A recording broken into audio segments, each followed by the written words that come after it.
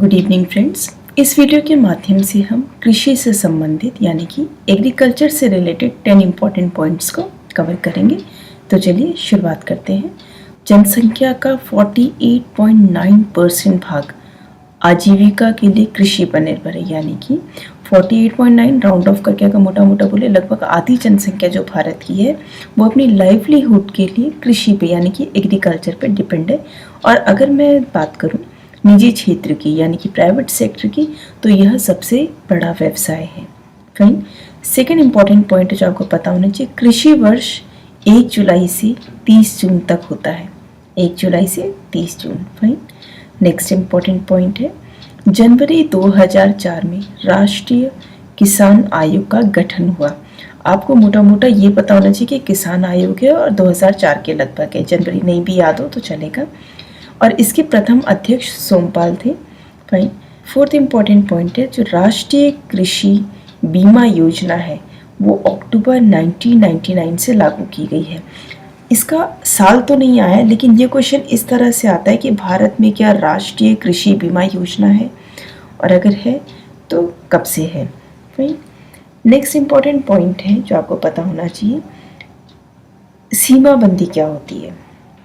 देखिए, जोतों की सीमाबंदी जोत का वो महत्तम क्षेत्रफल है जो राज्यों के कानून द्वारा निर्धारित किया जाता है तथा जिससे अधिक जोत का होना अवैध माना जाता है।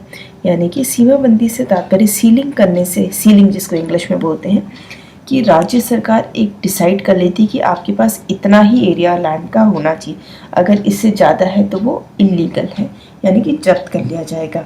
फाइन। नेक्स्ट है चकबंदी। चकबंदी क्या होता है, जोतों की चकबंदी विभाजित तथा खंडित जोतों का इकट्ठा करना होता है।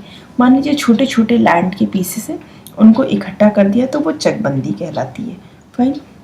नेक्स्ट इम्पॉर्टेंट है, भारत में सर्वाधिक जोतों की संख्या सीमांत प्रकार की है, और इसमें भी आपको मैं कैटेगरीज बताऊँ तो आपको पता होनी चाहिए। जैसे 1 हेक्टेयर से अगर किसी के पास कम का लैंड है तो वो सीमांत होगा। फाइन। मार्जिनल जिसको बोलते हैं, 1 से 4 हेक्टेयर तक है तो उसको लघु जोत बोलते हैं, और वहीं 4 हेक्टेयर से अगर ज़्यादा हो जाते हैं तो बृहद, यानी कि बृहद मतलब बड़ा होता है। फाइन। इस तरह से ये आपको मोटा मोटा कैटेगराइजेशन पता होना चाहिए। नेक्स्ट इंपॉर्टेंट पॉइंट है, जो हरित क्रांति यानी कि जो ग्रीन रेवोल्यूशन हुआ था वो 3rd 5 ईयर प्लान से माना जाता है। और अगर इसके प्रभाव की बात करें तो आपको पता होना चाहिए कि जो सबसे ज़्यादा प्रभाव पड़ा था वो गेहूँ की फसल पे पड़ा था, यानी कि सकारात्मक पॉजिटिव इम्पैक्ट जो पड़ा था। फाइन।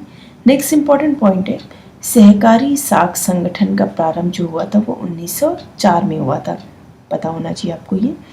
एंड जो लास्ट इम्पॉर्टेंट पॉइंट है वो है प्राथमिक सहकारी जो होती है, प्राइमरी लेवल पे जो सहकारी होती है वो अल्पकालीन ऋण देती है, यानी कि छोटे समय का ऋण देती है, उधार देती है।